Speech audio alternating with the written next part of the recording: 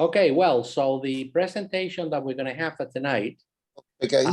is the war in Ukraine and its impact currently on the Jewish world.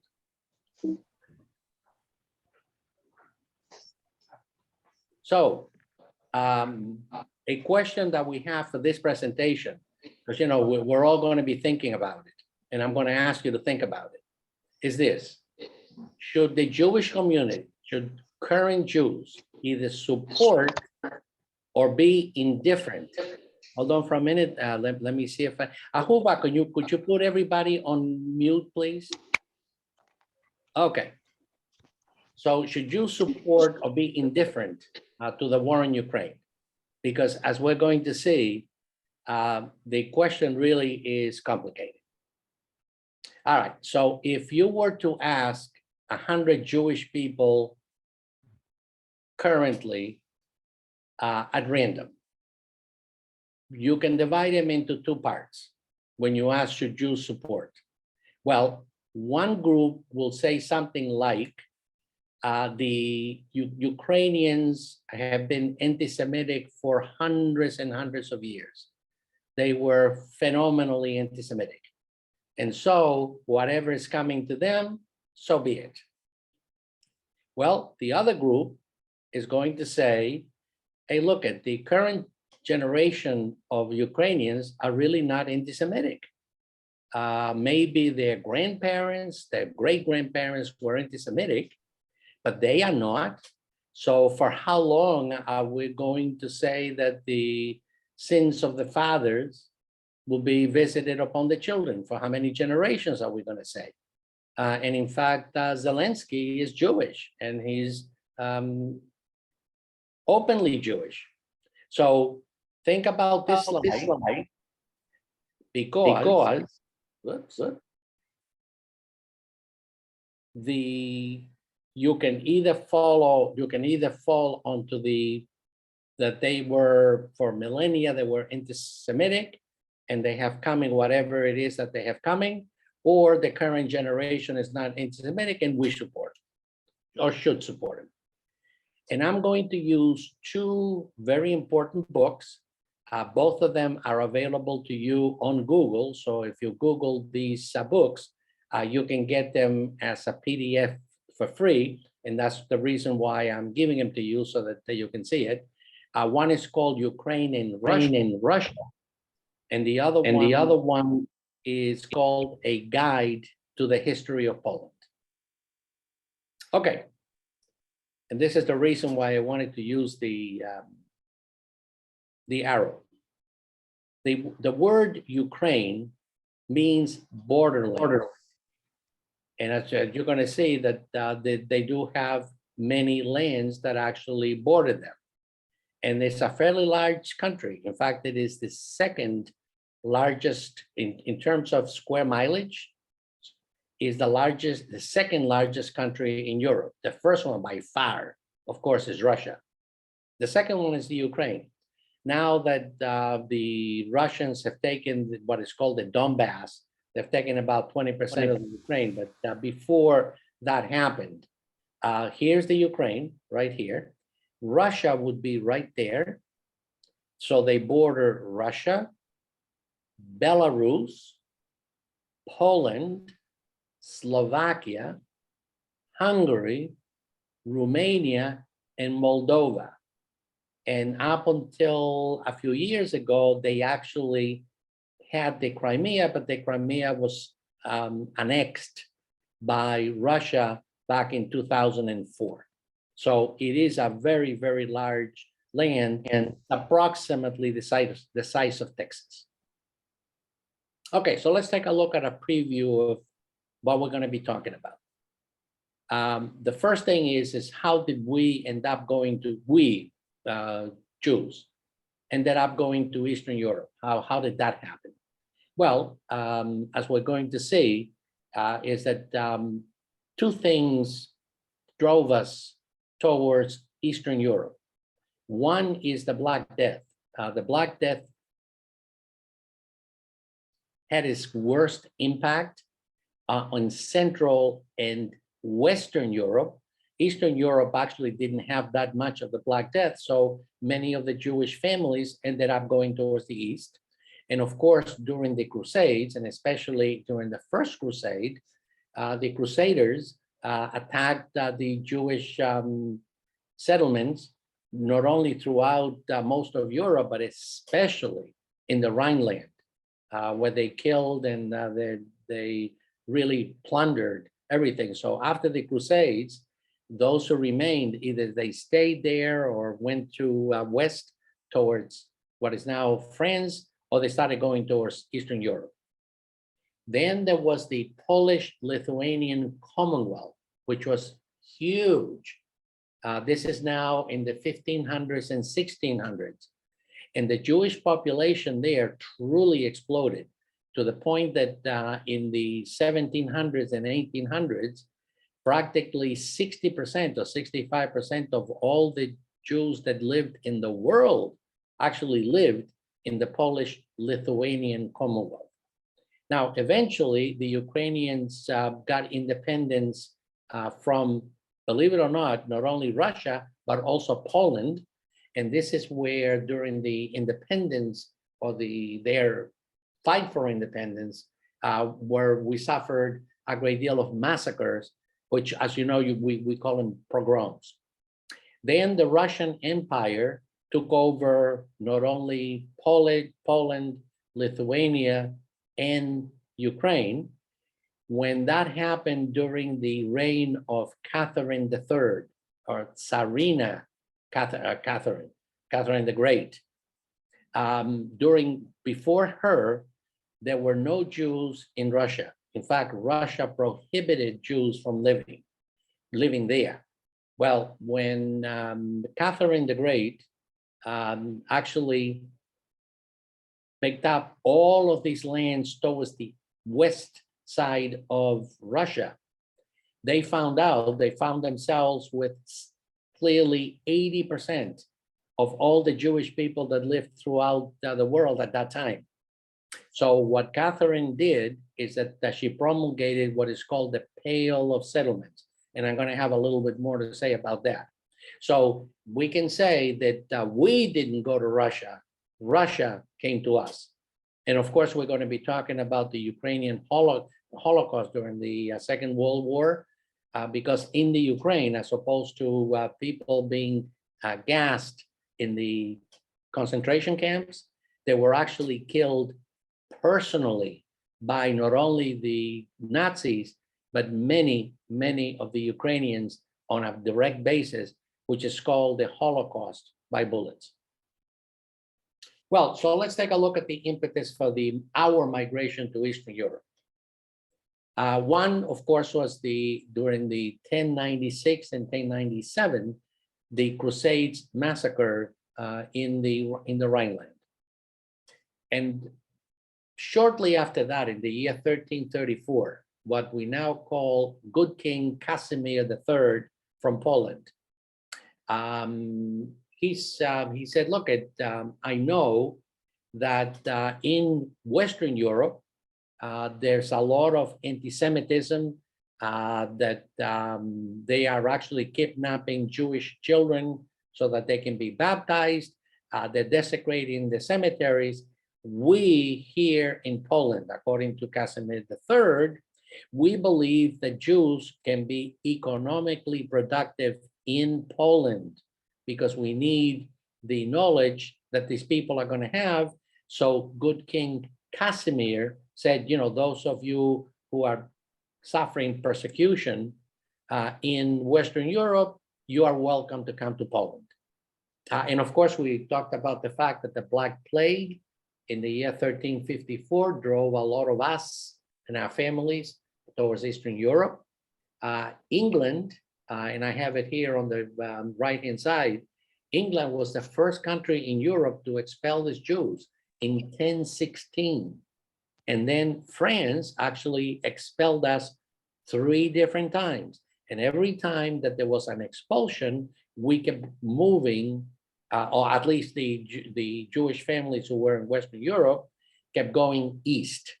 Well, the other biggie was the Spanish Inquisition. And eventually the expulsions from Spain and Portugal started in 1492 and 1503. So 1492 expulsion from Spain, 1503 the expulsion from Portugal, and many of the Spanish and Portuguese Jews ended up going towards Eastern Europe.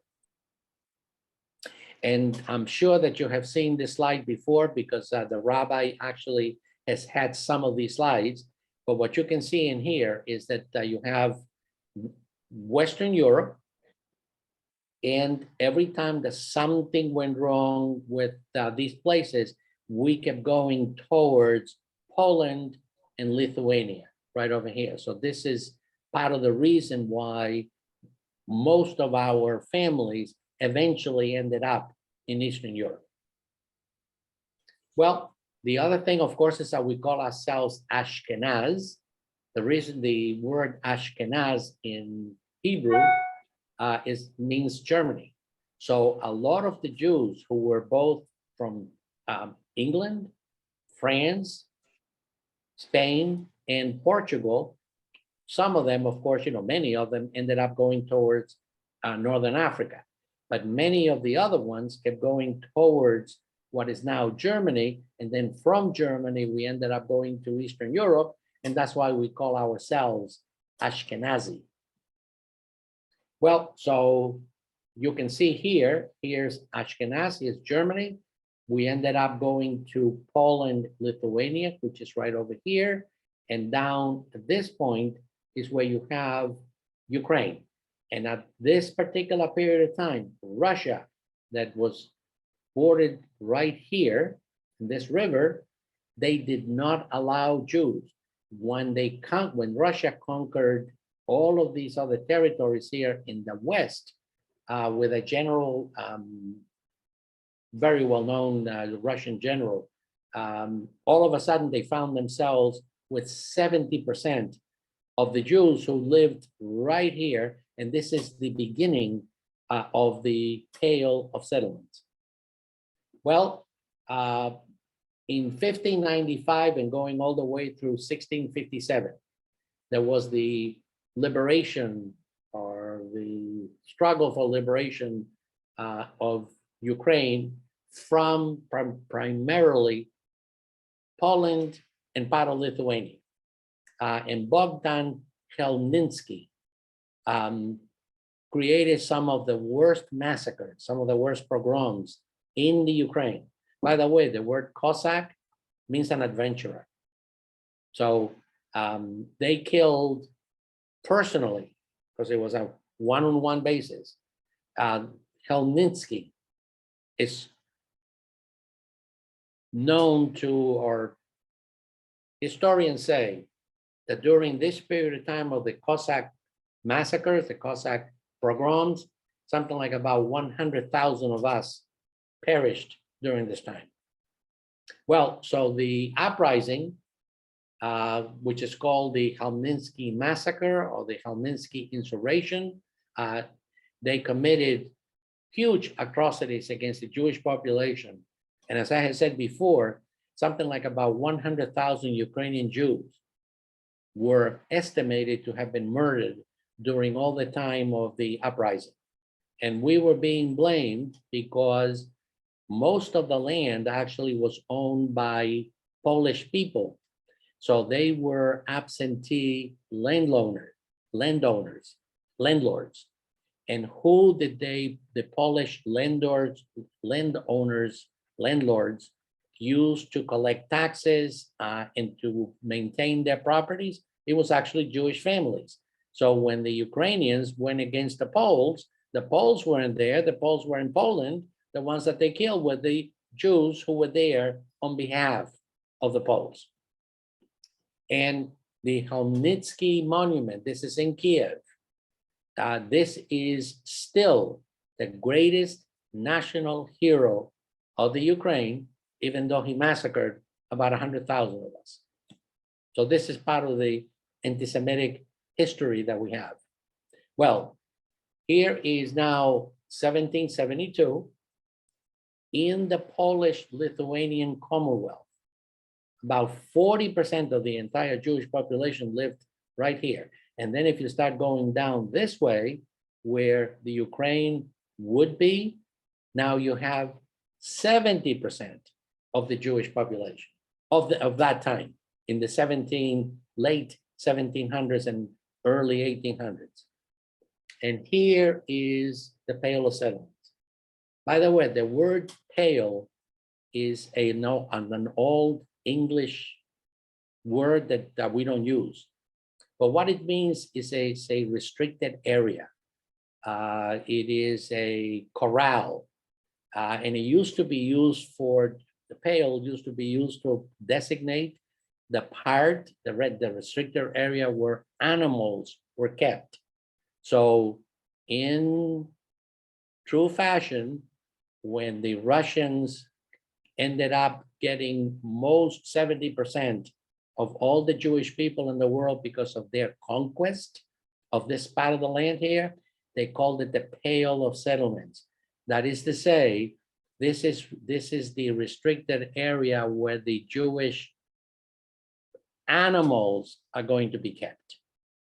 That's what the word Pale of Settlements means. And here's Catherine the Great. She defeated Poland, Lithuania, and also acquired most of the Ukraine with General Potemkin. And as a result of that, when in 1728, there were no Jews living in Russia, by the time that she defeated and picked up all this land, between 1.2 and 1.4 million Jews were inherited by her, and then she was the one that established the Pale of Settlements in 1791. Well, eventually Poland was partitioned between Russia and the beginnings of Germany. This is the eastern part of Germany. So most of the Jews in here started getting a tremendous amount of anti-Semitism. So they started migrating downwards, southwards, southeastwards towards the Ukraine. And this is how many of our families ended up going to both Poland, Lithuania, and the Ukraine. And I was having a conversation with Rabbi Perlson. His family is from here, so he is a Litvak. My family and many of yours perhaps who come from the Ukraine, we were called Russischer, and then the parts over here that towards the southwest, they were called the Galicianers. So here are three words that you may have heard from before. Okay, so here is a much better view of the Pale of Settlement. This is now in 1791. And one more time, this represented 80% of the entire Jewish world population. Now, talk about pogroms in the Ukraine. This is now the Ukraine. And take a look at each and every single one of these little red dots. Each and every single one of those is a pogrom. Take a look how many there are, but it's actually worse than that, because many of these one pogrom didn't just happen. There were several pogroms that took place in many of these. So there is no question that the Ukraine, Poland, and Lithuania, even back here, this is now more Russia. They were highly anti-Semitic, and there were pogroms everywhere. And the pogroms were actually officially sanctioned by the different countries in the different municipalities. Well, so you might say, why was this amount of anti-Semitism in the Ukraine? Well, let's concentrate on the Ukraine. Well, as I was saying before, the land in the Ukraine actually belonged to Polish landlords. They were the land owners. Well, they needed tax collectors who were in Ukraine. We, the Jewish families, were the tax collectors. the Jewish families had a monopoly on all the liquor that was consumed in Ukraine. And since many of the Ukrainians actually were peasants, for most of the year, they didn't have any money. It was only when they actually had food that they could sell. So in fact, right around this time of the year, where they have collection of food, well, throughout the year, they had to rely on Jewish merchants to give them liquor, and then they would have to pay when the crop came in. Not only did the Jewish families were given a monopoly on liquor, but all the taverns were owned by Jews. And again, everybody had to owe us for 9 months out of the year. They owe us money until they could actually get some money from the crops. And if it was a failed crop, then they were in trouble. Now, not only that, we were the only money lenders because the Orthodox Church, the Catholic Orthodox Church, the Russian Church did not allow their members to lend money for interest. And as a result of that, we were the ones. Well, there was a census that actually took place in the Pale of Settlements in 1897, and 5 million Jews lived in the Pale of Settlements in the late 1800s, and certainly into the beginnings of the 1900s. Well, now let's go to 1941. This is the invasion of the Germans. So here is Germany, here is Poland, and here's the Ukraine. The Germans went north and west. They went almost due east. They came over here, east, southeast, and here. These are the 4 major formations of the German Wehrmacht that came into the Soviet Union. And immediately following their conquest came the Einsatzgruppen. Einsatzgruppen means the special groups. And this was their method, their way of saying the Einsatzgruppen were the killing units that were there to essentially kill the Jews. And this is the part of the Ukraine where it all happened. And in the Ukraine, not only were the Einsatzgruppen actually doing the killing face to face, but the immense majority of the Jews who were killed by their Ukrainian neighbors. And this is very, very famous or infamous. Right around Kiev, there's a place called Babi Yar. And here you see a picture of Babi Yar, and here's a German soldier. They took, in 1941, they took 30,000 Jews from Kiev, brought them into here, and massacred them all. The Jews were down here, the Germans and the Ukrainians were up on the high side, and they rifled them all, 30,000. And here, this is now current time. This is a picture of the Holocaust Memorial in Babi Yar in the Ukraine. So now we know what happened, and it's very well documented by the Holocaust Museum in Washington. Well, that was the anti-Semitism part. Now let's take a look at what is happening now in the Ukraine. This building here, which is huge, 530,000 square feet, 22 stories high. This is called the Menorah Center of the Dnipro in the Ukraine. Dnipro is the name of the town. This is the largest Chabad anywhere in the world. You might think that Chabad is largest in New York, New Jersey, I don't know, Florida. No, it is actually in the Ukraine. And here's a picture of the building.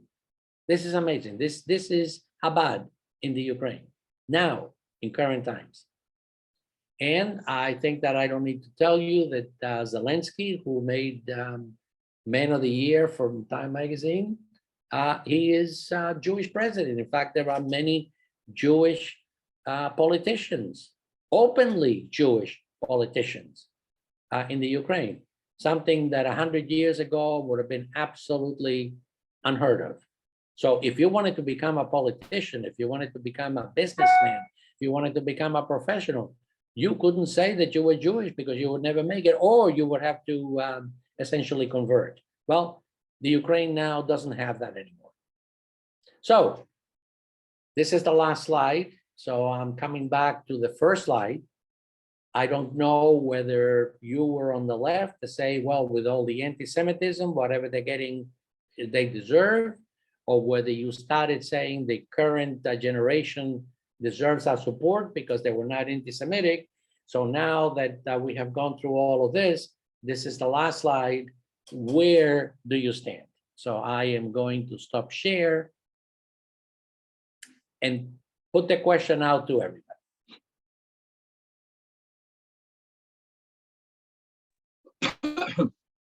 Doctor, there's a third alternative. One is you support Ukraine. Two, you're indifferent. The third option is you support Russia.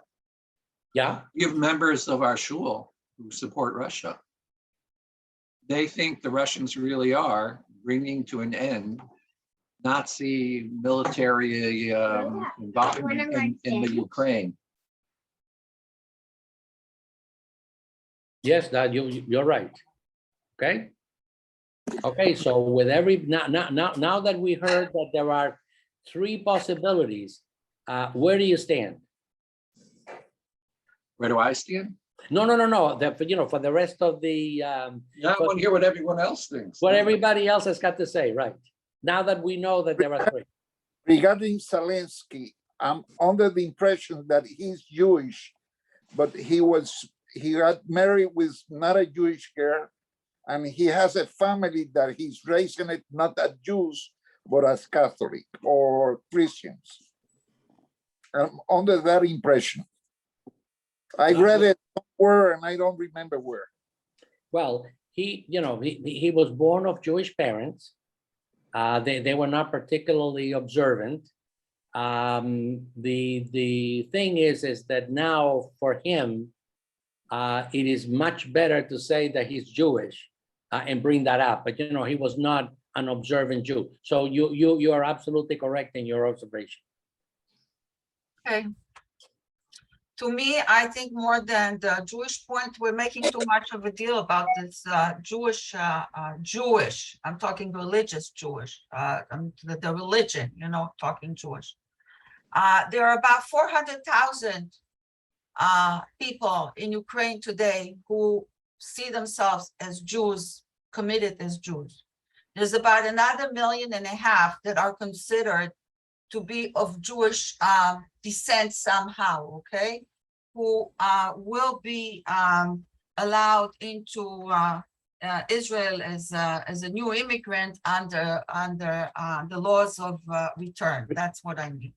So this is all we're talking about, and I think the more complicated case here was not us as Jews, what we think, but how Israel moved pro or against Ukraine during this time. And I think do we agree with what the way the Israeli government dealt with it, or we don't? Because us as Jews, or we look ourselves as people. As a person, I feel bad for the children that are getting killed there, for the women that have done nothing wrong, and so forth and so forth. But on the other hand, I remember my father's stories also. So it's a very, it's an inside kind of an emotional fight inside me of where am I going? But looking into Israel, Mr. Zelensky, God bless him, Jewish as he may be or may think of himself, had no problem going and voting in the United Nations multiple times against Israel. So this is something that we need to remember. So here you have, Jewish, but how is he with his Jewish homeland? Or does he even see it as a Jewish homeland or his Jewish homeland? So there, it's when you are in need to go to say, I am Jewish, I need your help is very, very easy. But when we needed him, he wasn't there for us. So we need to remember that also. And then we have Israel has its own issues with the northern borders, if it's Lebanon or Syria. Syria is controlled anywhere between the Russians today and or the Iranians, okay, to try to move into Syria and into southern Lebanon. So we had a very convenient, or let's put Netanyahu worked out a very convenient deal with Putin, with the Russians, for us to have an open sky over Syria.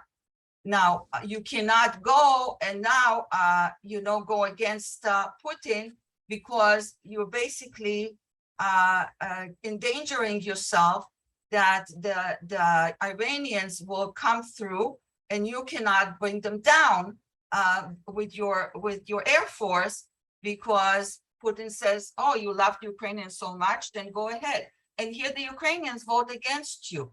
They voted against us regarding the Palestinians in the West Bank. They voted against us regarding the Syria, the Golan Heights in Syria. So where do you go? So do we look at it emotionally, or do we look at as facts? How easy is for anybody to turn around against the Jews? Was always very easy. So I'm leaving it as that. I'm not putting my, I can't tell you that how I feel exactly about it. I think that it's the interest of the country that they have to decide how they feel about it. Yes, and as a matter of fact, Ahova, you remember that 3 months ago, 2.5 months ago, when the conflict started, Israel was walking a tightrope between Ukraine and Russia. Absolutely. And they are still doing it. And as a matter of fact, shortly after the war started, Israel tried to be an honest broker for peace. Yes. Between the Ukraine. Well, the truth of the matter was that the Germans had asked Bennett at the time. It was the request came from the European Union, from the Germans specifically, for him to do that, being that they knew that he had a good relationship, better than all of them, with Putin, and that so that's what it was. But what was Putin's reaction? Just don't get involved. Basically, I mean, I'm doing what I want to do.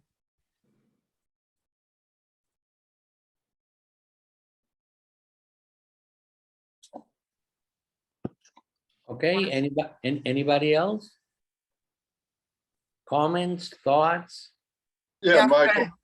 Yes, please. I mean, another thing that we should think about is, besides how you personally think about the matter, and I personally probably like Ahuva, I'm torn obviously between I feel sorry for the people there and the destruction that you see, but my family was also from Ukraine, a long time ago.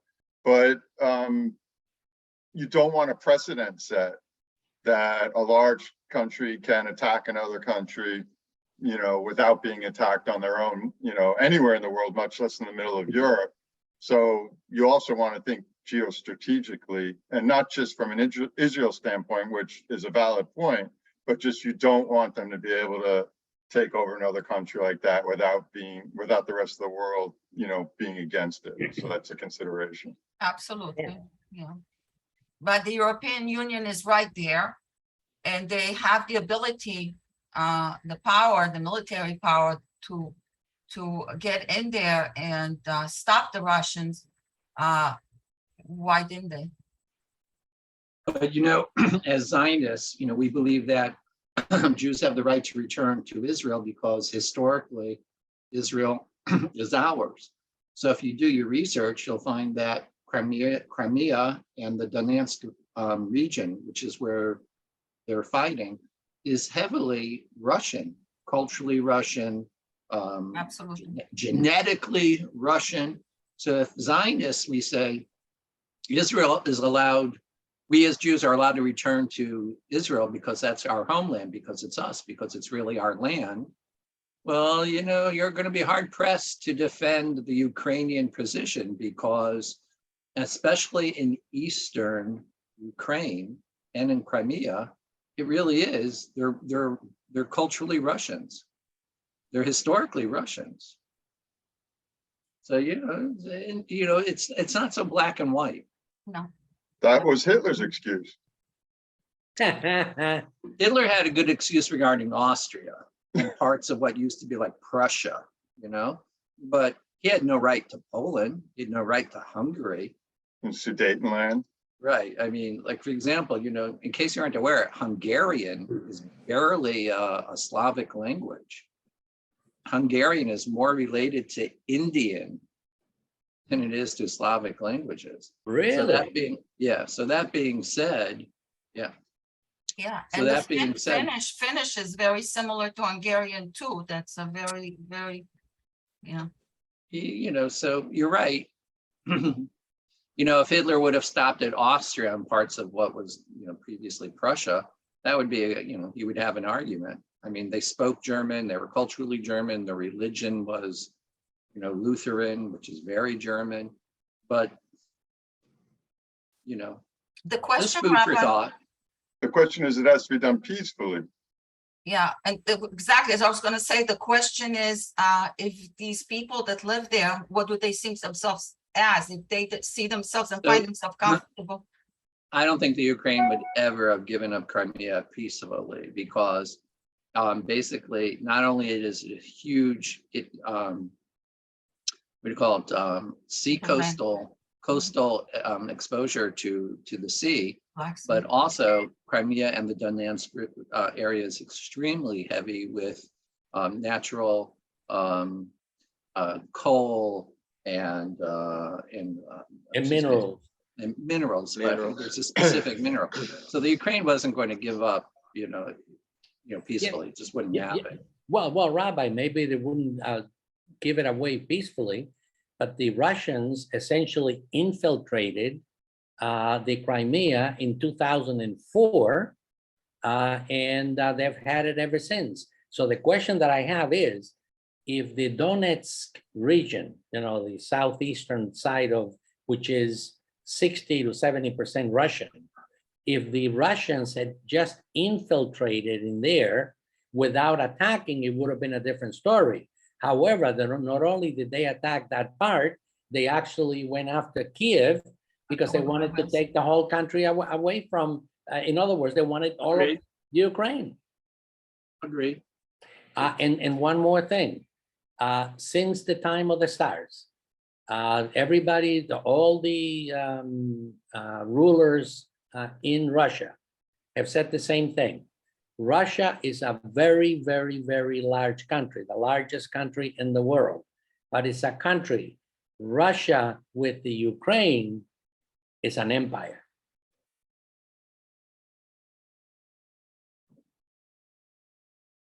Right. Well, but that's geopolitics. And we're talking about, we as Jews, where do we stand? And the truth is that forever and ever, we never stood doing what was right, doing what was good for us because we were not allowed. It's a very sticky situation. I think Israel right now, it's playing it kind of cool by trying not to interfere, by trying not to get the Russians very upset. The Russians told Israel, stay out. And it's a definitely very, very bad situation for the Jews, for Europe, for Russia. It's a horror. There are certain things in life that one is too little and two is too much. And we do have a problem in our hands. We have to be very political savvy, not to insult anyone or create animosity towards Israel. At least right now, nowadays, the largest Chabad is in the Ukraine. So after horrendous history, at least the Jews had a face in the country. But everything is temporary. This is a very, very difficult situation. There was a very strong humanitarian aid sent out there. We were very strong on that. We got, of course, we got a lot of the Jews out, and we got some 20,000 non-Jews out and that are still in Israel. I believe they're supposed to be there for like a good 6 months, and after that, they'll see if they need to, extend the stay or not. Of course, the Jews can stay for as long as they want to. But also the request for weapons that he had asked for was not made no sense, because some of these weapons, if they fall into the Russian hands, they're still within what they call, the secret time zone, that they are just in the hands of the Americans and the Israelis right now, like the Iron Dome. Okay. And the Iron Dome would have been very helpful in the situation, but it's not something that, if God forbid it fell into the wrong hands, then again, Israel is in trouble and the Americans are in trouble, because the Americans do use the Iron Dome as well. So, that's just one example. Let's not discuss the aircraft and what have you. Also, it takes training. It's not so simple. You don't just give weapons out like that. It takes a lot of training, which you don't have time and how who's going to train them and so forth. So, so what he's asking for is also. Well, and I since you mentioned Iron Dome and the secret parts of Iron Dome, I'm going to point out to everybody here what is the difference between a little country, a small country like Israel, and a larger country like Turkey. Well, Turkey has been giving those special drones to the Ukraine. And it's probably a guarantee that the Russians have gotten their hands, onto those drones, whatever the secrets happen to be. But drones are not in secret anymore. The Iranians have drones, the Palestinians use drones, everybody uses drones these days. That's not anymore. But what I'm trying to say is that if you're a small country, you cannot do the things that the big countries can do.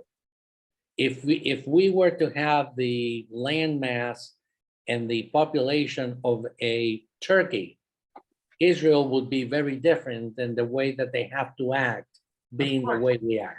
Of course.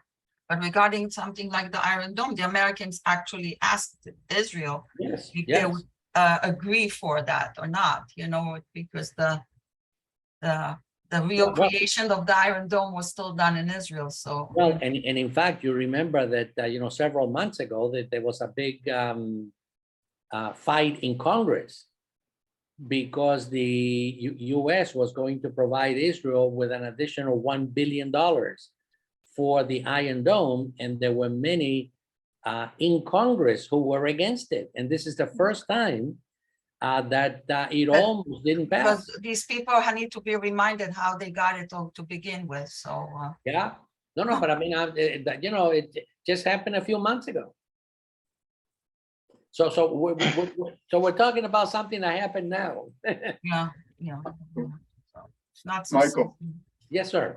What I mean, another question that I would throw out there just quickly is why did was the world so obsessed with what the Jews or Israel does? I mean, in proportion to its size, they didn't care what India did. It's what's Israel doing? And that's something going back to your first question about what we as Jews should think.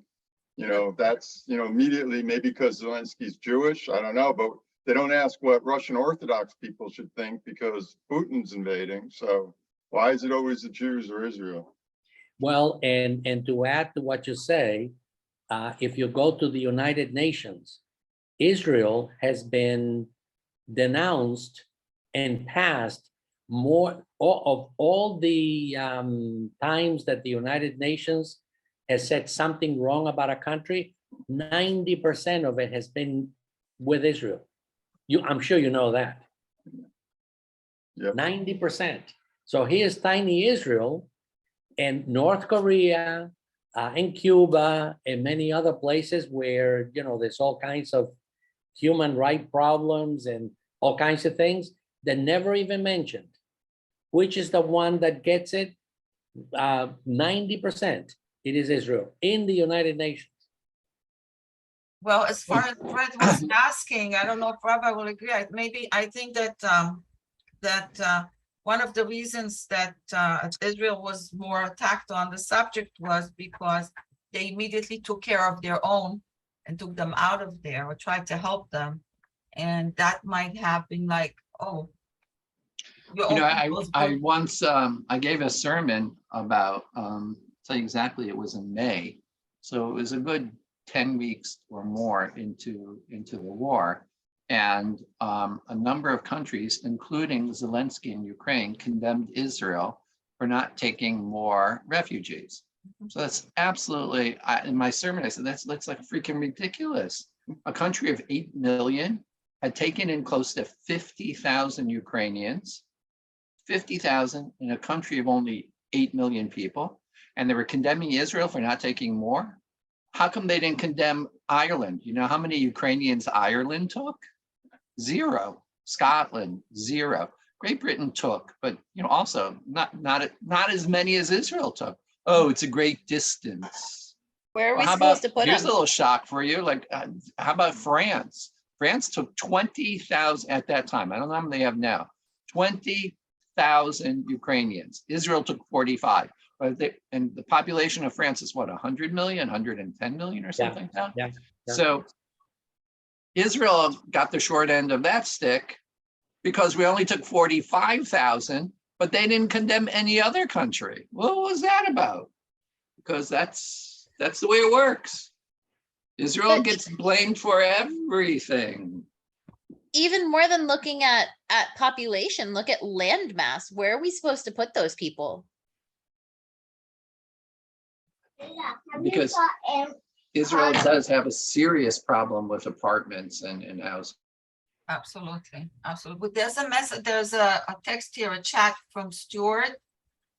He says, Elie Wiesel stated the sins of the fathers are not visited on the sons and daughters. We cannot live in the past. We have to take the world as it is today.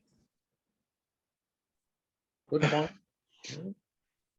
Well, you know, I mentioned and the same thing. I mean, like, I don't hold second and third generations responsible for the sins of their parents and grandparents, and neither do Americans, because, you know, how many Americans go to Germany without hesitation or buy, hey, my wife drives a BMW. But better yet, how many Americans travel to Vietnam? It's only, you know, 40 years after that war, or 45 years, whatever. But also, how many Americans have businesses in Vietnam? You know, and we were at horrible war with them, and they're definitely still communists. So, you know, I don't think that looking back at all the history of the Ukrainian, yes, there were heinous Ukrainian, you know, eras of severe anti-Semitism. Well, I was trying to get the juices flowing. Did a great job. Yeah, absolutely. Doc, you certainly did, because being a Jew is being the whole world throughout generations. You gave us a history. It's all about us being Jews. We are the chosen people, indeed. Yeah. What can I A quick say? announcement that is relative to tonight's class. Dr. Enrique Ginsberg, our beloved Icky, went, I think, at least twice and maybe 3 times to the Ukraine and did emergency surgery in a number of field hospitals. He didn't get involved in the war part, but in, hospitals have been destroyed and people. So he's going to be speaking through Federation. Just check your emails. There's it's a webinar, and he'll be one of the speakers. And Icky always has amazing stories, because all volunteer, by the way. He took off his personal time to do it. So That's good. Okay, and we have Jonathan Nitkin, who has his hand up. Jonathan? Yes. Hello. I've been quiet. First, I'll give my opinion on the way I see life and the way I see this. Jews are pretty much not safe anywhere. And to think that pick Ukraine, pick Russia, pick anywhere, all right, maybe it's okay now, but everything in history repeats itself and it will happen again. So I think visiting these countries is fine, but to be living in them, big mistake. So that's my way I look at life. And Jews, if we don't learn it, we still haven't learned it. Has there been any other group of people persecuted in every inch territory of the world except the United States to a point? Yeah. So that's that. But I knew nothing about Ukraine. The war began, or call it that. Russia doesn't call it that. What was their term?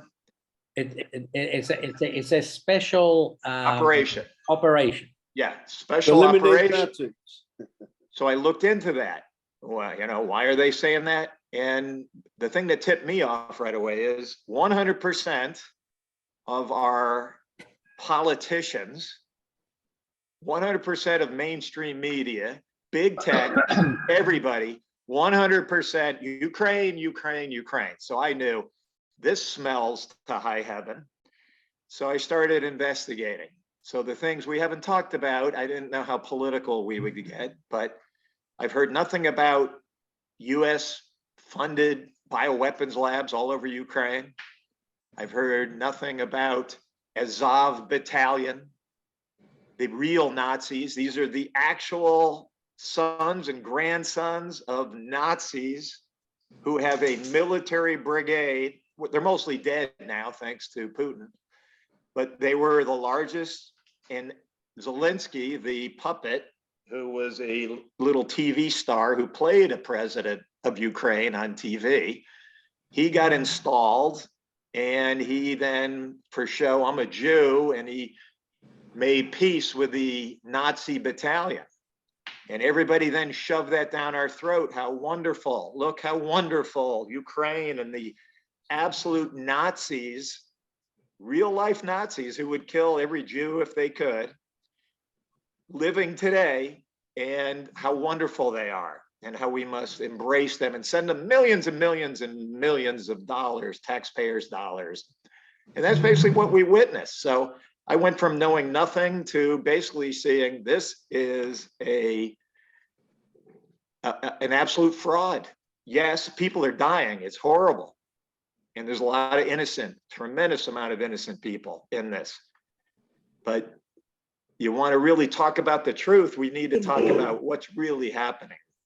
What is going on between these two countries, and who sent the first rockets, and all those eastern territories that are red now, controlled by Putin, Russia, are majority Russian, which you mentioned. They speak Russian. They were forbidden to speak Russian. They were turned into second-class citizens, couldn't run politically. couldn't speak their language, couldn't even, they shut them down from going to schools. Putin knows all this. We don't know anything except what we regurgitate from missing, all the propaganda on TV. So like history repeats itself. We're living in a whole propaganda state of mind today. And the truth is out there, but we haven't talked about the truth yet. And I hope it comes. It's coming, and it's going to blow people's minds when they see what this really is all about. So, Doctor, I spoke out.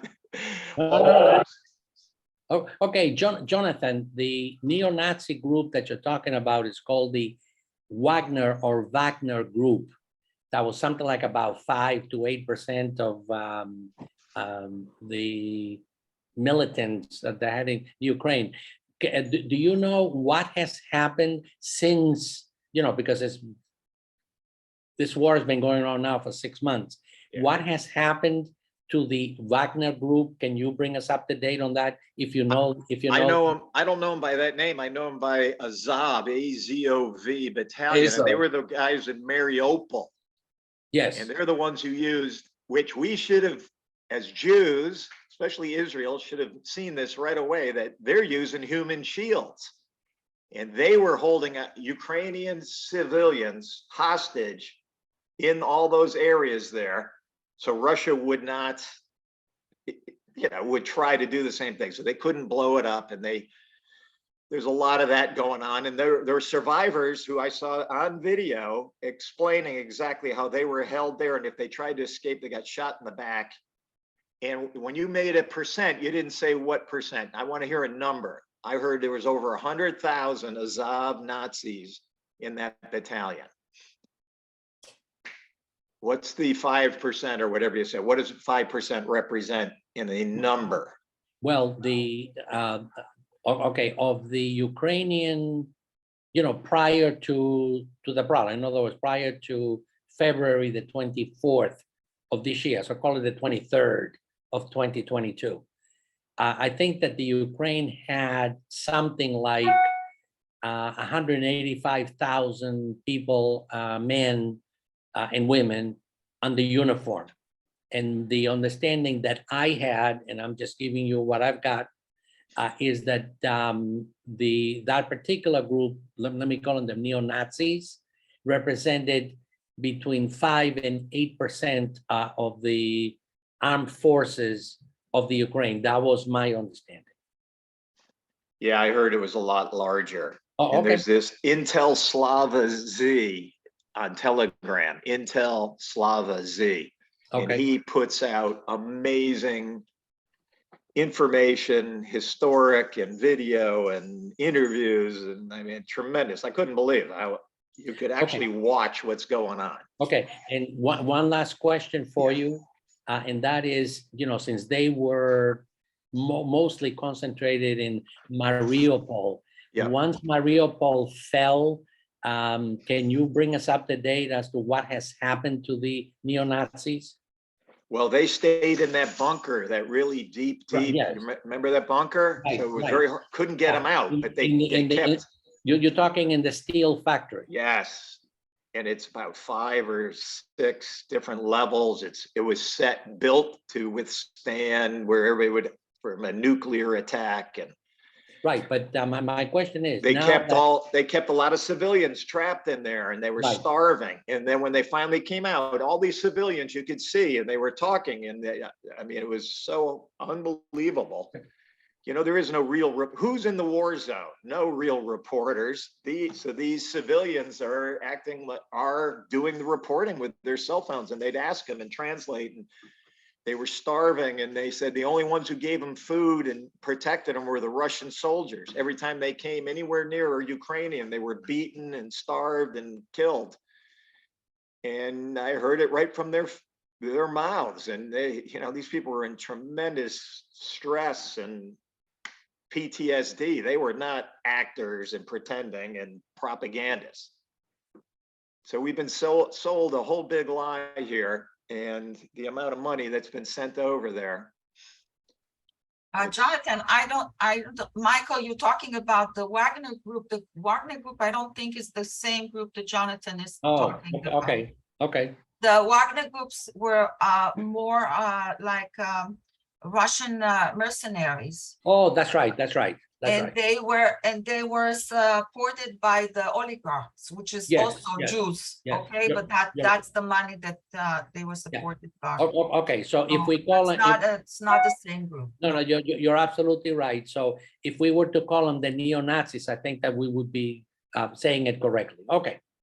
Yeah, Thank you. they're not neo-Nazis because they're not modern. They are the actual sons and grandsons of Nazis. Remember the SS, and they were the KK, and they are the actual murderers of Jews during World War II who volunteered over enthusiastically to work with the Nazi SS, and they wore the KK on their, and they actually, I've seen their uniforms, these Azov, and they have the same KK Nazi patch on their shoulder. So we've been sold a real bag of propaganda. So doctor, get back to us with some modern day. What's the real story? The history's great. I get that, but Also, it's very interesting how the world doesn't talk about it anymore. yeah, Like, it was such a did you big see? deal at the beginning, and now it's like, okay, whatever happens, happens. Well, here's Zelensky's last statement. And then he's been basically, I guess, because of this statement, he said, Americans are ridiculous, decadent, overfed, and I have contempt for them. And then we sent him $50 million more. But that's what Zelensky said. And so I see, yes, the left is now shutting down any it's going quiet. So that's another sign. They were 100% in, and now it's now just look over here now. So another distraction somewhere else. But doctor, do you think there's any way the Ukrainians are going to win this, call it war? Well, you know, they're up against a very, very large country, which is Russia. It is very hard to believe that the Ukrainians are going to be able to retake the Donbass and the Crimea. It's very hard for me to see that. Now, how this thing is going to end, you know, is anybody's guess. But the Ukraine is 45 million. Russia is 130 million, 135 million. So it's a very unequal fight. Yeah. Well, I said that from the beginning. That Well, let me ask you a question. Yeah. In the last 70 years, has any country given up land that it won in a war other than Israel? Probably not. Think about it. Has the United Nations successfully forced a country to give up land? No. Even if you take in consideration the partition of India into India and Pakistan, East and West, even if you take that into consideration, no nation has given up any war-won territory. Not to my knowledge. Look at the Falkland Islands, right? A war over the Falkland Islands. But if you think about it, Somalia, Sudan, Nigeria, all the Congo, I mean, these are wars that have been waged over territorial conflict, and whoever won the war has kept the land. Nobody's forced them to give it up. You know, the Belgium Congo is now just called the Congo, and gee, I forgot the name of it, whatever. Right. The whole point is like, no one's given. So what do I think? First of all, there's two different ways of winning a war. One is territorial, and the other one is in the eye of the public of the world. And in the eye of the public in the world, Ukraine is vastly beaten Russia. It is the David that's beaten back the Goliath. What are you talking about? Russia won territorial gain. Yeah. But Ukraine, think about the billions of dollars. Once there's a ceasefire, once there's an armistice, think of the billions and billions of dollars that's going to flood into that country. So, you know, there's two ways to win. They may not have won militarily. Actually, you could argue that Ukraine has won militarily. They beat back the Russians in the north out of Kiev. Yeah, out of Kiev. They beat them out of parts I of the beg to south. differ.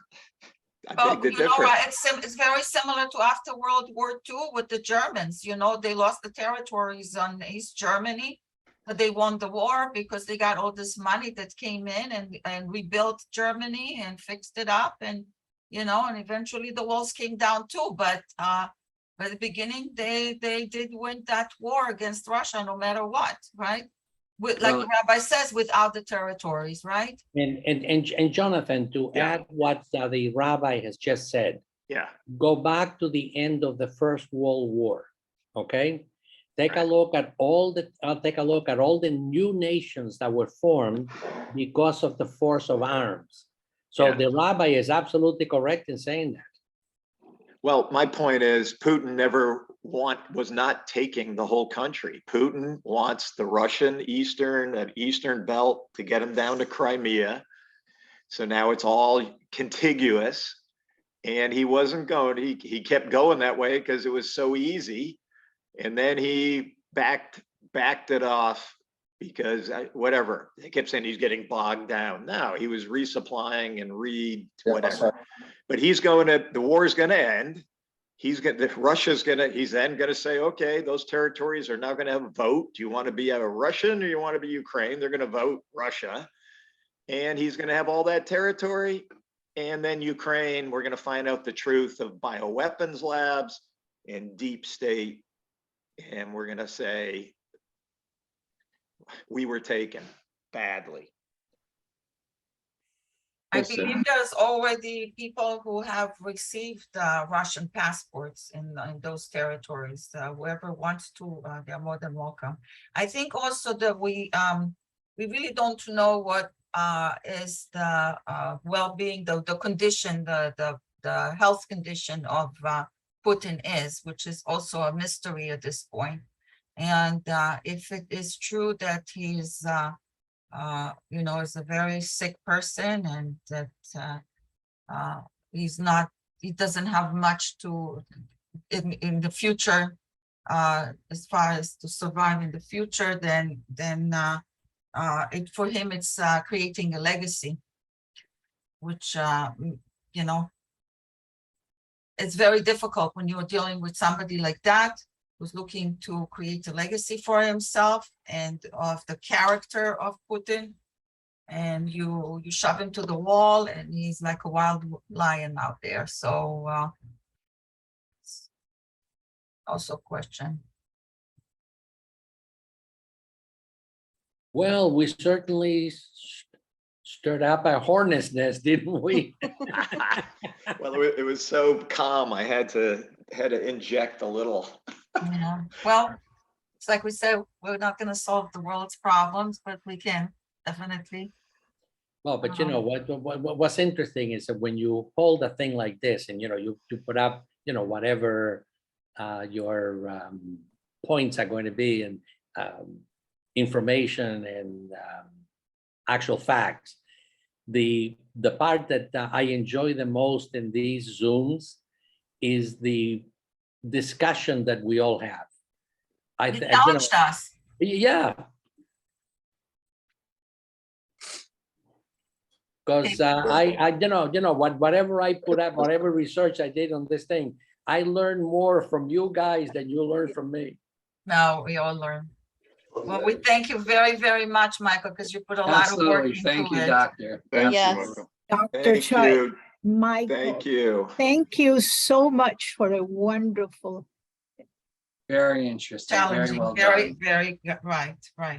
Thank you Was very, very much. Really Thank you very much. excellent. Thank you. Okay.